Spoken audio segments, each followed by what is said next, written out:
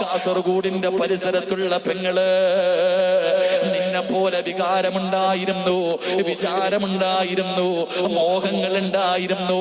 നിന്നെ പോലെ പച്ചയിറച്ചിയുള്ള പെണ്ണായിരുന്നു.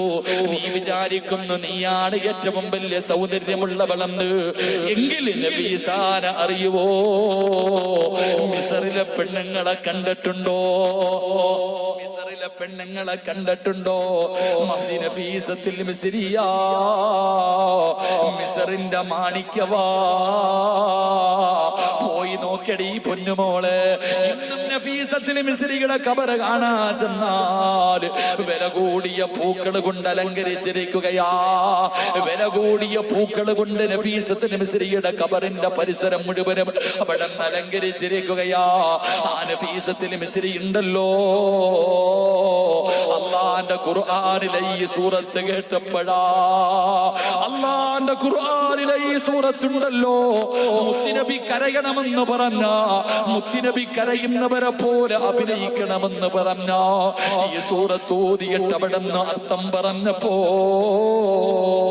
പ്രവാചകൻ അവിടെന്ന് ഓതുകയാണ്, അൽഹാകുമുത്തകാസുർ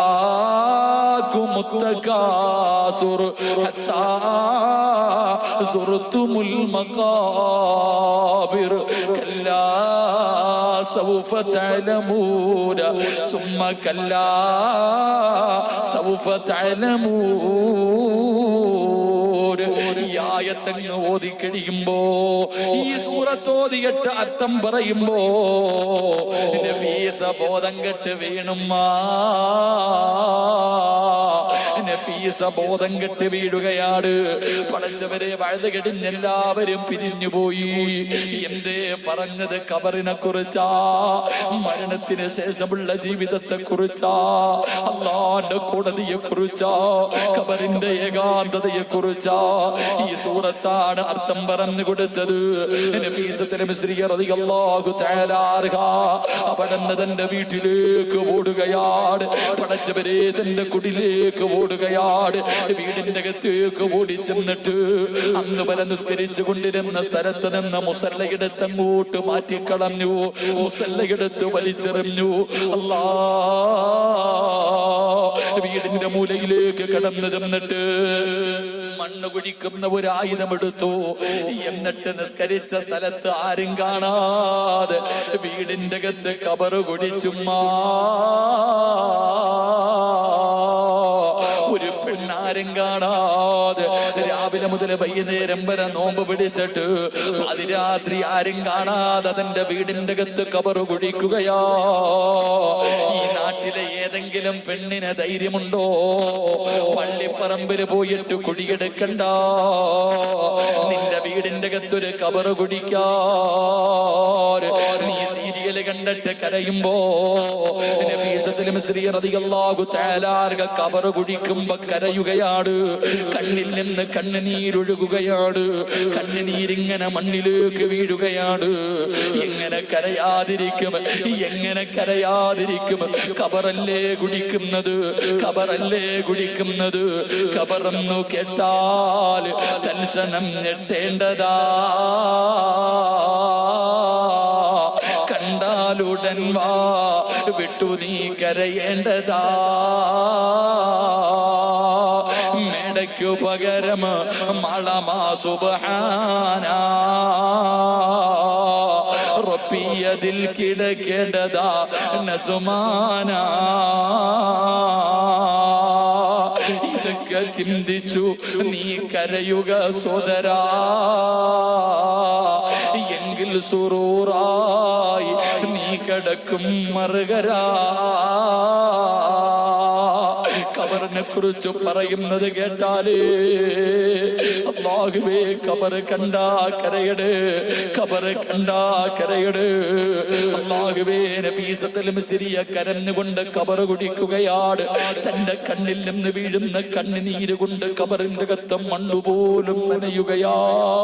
അല്ലാഹുവേ, എന്നെ ഇതിനകത്ത് കൊണ്ടുപോയി കിടത്തുവല്ലോ, എന്നെ ഇതിനകത്തിട്ട് മൂടുവല്ലോ, ഇതിനകത്ത് പാമ്പുകളുണ്ടല്ലോ, ഇതിനകത്ത് തേളുകളുണ്ടല്ലോ, ഇതിനകത്ത് പുഴുക്കളുണ്ടല്ലോ, എന്നെ തിന്നുവല്ലോ അല്ലാ. നഫീസത്തുൽ മിസ്രിയ കരയുകയാ. കാരണം വലിയ വലിയ പാമ്പുകളും തേളുകളും കബറിന്റെ അകത്തുണ്ടല്ലോ. പടച്ചവരെ, ചിതലും പുഴുക്കളും താവളം പെരുത്തുണ്ടതിൽ. സന്തോഷമാണവകൾക്കു നീ ചെല്ലുന്നതിൽ. പൊൻവർണ്ണ കോമള മൃദുലമായ ശരീരമിൽ സമരത്തിലാണു പരസ്പരം തിന്നുന്നതിൽ. കാർഡില്ല റേസന് വേണ്ട പോലതിലുണ്ട്. ക്യൂ സിസ്റ്റമില്ല, തള്ളലാണത് കൊണ്ട്. സുബ്ഹാനല്ലാഹ്. കൊണ്ടുപോയിട്ട് 3 പലകയെങ്ങാടം മാറ്റിയാ കണ്ണ് മുഖത്തുകൂടെ ഒലിച്ചിറങ്ങുവല്ലോ, ചുണ്ട് പുഴുക്കുവല്ലോ. ദിവസങ്ങൾ കഴിയുമ്പോൾ ബലൂണ് വീർക്കുന്നത് പോലെ വയറ് വീർത്ത് വന്ന് പലകയിൽ ഇങ്ങനെ തട്ടിയിട്ട് പിന്നെ പൊങ്ങാ സമയമില്ലാതെ പൊട്ടിച്ചിതറുവല്ലോ. എന്തേ ചിന്തിക്കാത്തത്? നഫീസത്തുൽ മിസ്രി എന്ന് പറയുന്ന പെണ്ണ് കബറ് കുടിക്കുമ്പോ കരഞ്ഞത് പറഞ്ഞിട്ടാട് അവസാന കബറിന്റെ പണിയങ്ങ് കഴിഞ്ഞു. അല്ലാഹുവേ, അവസാന കബർ ഉദ്ഘാടനം ചെയ്യണമല്ലോ. ഓടിച്ചെന്നിട്ട് ഒതുവെടുക്കുകയാണ്, ഓടിച്ചെന്നിട്ട് ഒതുവെടുക്കുകയാണ്. മുസല്ല എടുത്തുകൊണ്ട് കബറിന്റെ അകത്തിറങ്ങി, സ്വന്തം കൈകൊണ്ട് കുടിച്ച കബറിന്റെ അകത്തിറങ്ങിയിട്ട് മുസല്ല വിരിച്ചിട്ട് നിസ്കരിച്ച് 10,000 റക്അത്താ കബറിന്റെ അകത്തിരുന്നിട്ട് 10,000 റക്അത്ത് നഫീസത്തുൽ മിസ്രിയ നിസ്കരിക്കുകയാ. അല്ലാഹുവേ, അത് മാത്രമല്ല, വിളക്കും കയ്യിൽ പിടിച്ചുകൊണ്ട് കബറിന്റെ അകത്ത് ഖുർആനുമായിട്ട് ഇറങ്ങുകയാണ്. എന്നിട്ട് അതിനകത്തിരുന്ന് അലിഫ് ലാം മീം ദാലികൽ കിതാബ് ലാ റൈബ ഫീഹി ഹുദൽ ലിൽ മുത്തഖീൻ. 114 അധ്യായങ്ങള്, 6666 ആയത്തുകള് ആ കബറിന്റെ അകത്തിരുന്ന് ഓതാ തുടങ്ങി. 1 അല്ല 10 അല്ല 50 അല്ല 100 അല്ല 1000 അല്ല 4000 പ്രാവശ്യം ഖത്തമോദി തീർത്തുമ്മ. 4000 ഖത്തമാ ഓതിയത്. നീ ഒരെണ്ണ ഓതിയാ മതിയടാ ചെറുപ്പക്കാരാ. ഈ പ്രായത്തിന്റെ ഇടയില്, എടാ ഈ പ്രായത്തിന്റെ ഇടയില് 20ഉം 25ഉം 30ഉം തികഞ്ഞ ആണിനോടും പെണ്ണിനോടും ഞാൻ ചോദിക്കുകയാ, അല്ലാഹു തന്ന 30 കൊല്ലത്തിന്റെ ഇടയില് എടാ ഒരു പേജ് വെച്ചെങ്കിലും ഓതാ കഴിഞ്ഞിട്ടുണ്ടോ? മോനെ, ഒരു ഖത്തമെങ്കിലും നിന്റെ ജീവിതത്തിൽ ഓതിയിട്ടുണ്ടോടാ? എങ്ങനെ രക്ഷപ്പെടാനാടാ ചെറുപ്പക്കാരാ? പെങ്ങന്മാര്, നഫീസത്തുൽ മിസ്രിയ എന്ന് പറയുന്ന പെണ്ണുണ്ടല്ലോ, 4000 ഖത്തം കബറിന്റെ അകത്തിരുന്ന് ഓതി തീർത്തു.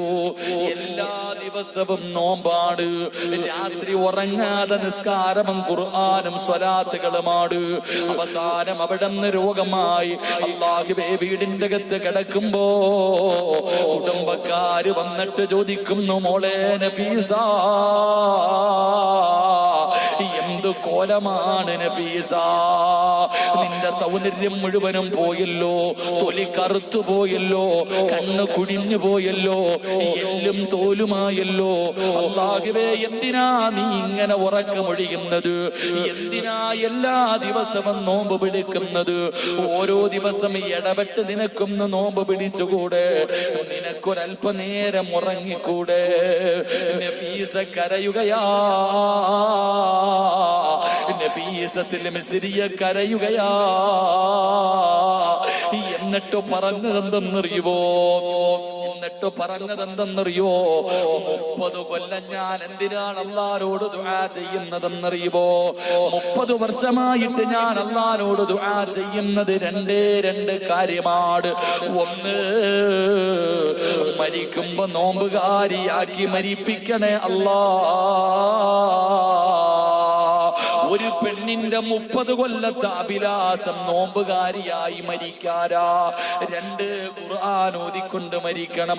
അവസാനം അല്ലാഹുവിന്റെ ഖുർആൻ ഓതിയിട്ട് മരിക്കണം. 30 കൊല്ലം ഞാൻ അല്ലാഹുവിനോട് ദുആ ചെയ്യുന്നത് ഇതാണ്. കുടുംബക്കാര് പിരിഞ്ഞു പോയി, അവസാനം മരണമെടുത്തപ്പോ, സക്കറാത്തിന്റെ അവസ്ഥ വന്നപ്പോ നഫീസത്തുൽ മിസ്രിയ സ്വന്തമായിട്ട് മയ്യത്ത് കുളിച്ചു.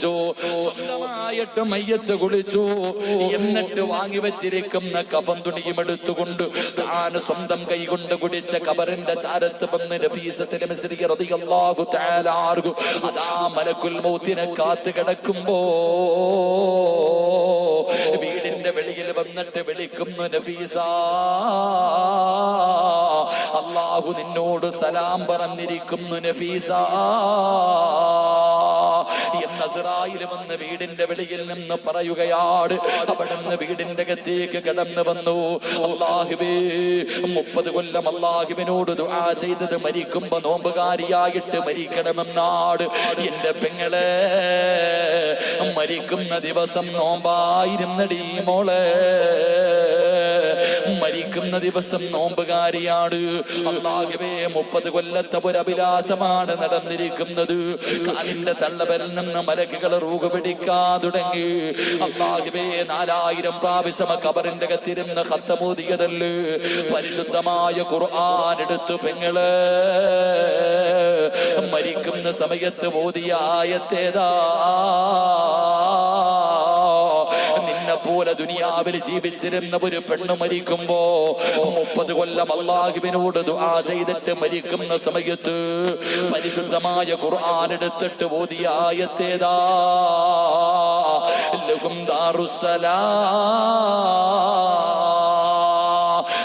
ദാറുസ്സലാം ഇൻദ റബ്ബിഹിം വഹുവ വലിയുഹും ബിമാ കാനൂ യഅമലൂൻ.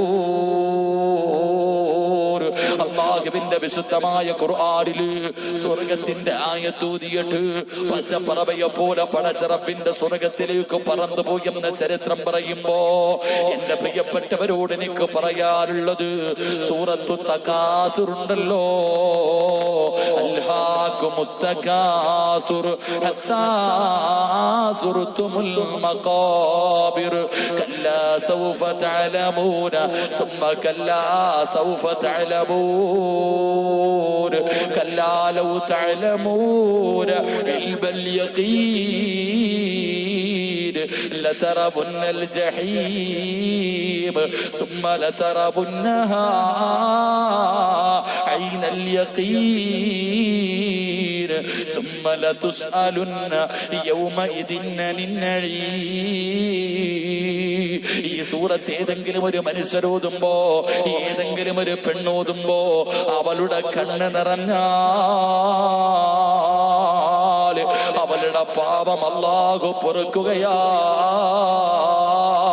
അവൾക്ക് അല്ലാഹു സ്വർഗ്ഗം കൊടുക്കുമെന്ന് ആദരവായ പ്രവാചകൻ നബി മുഹമ്മദ് മുസ്തഫ.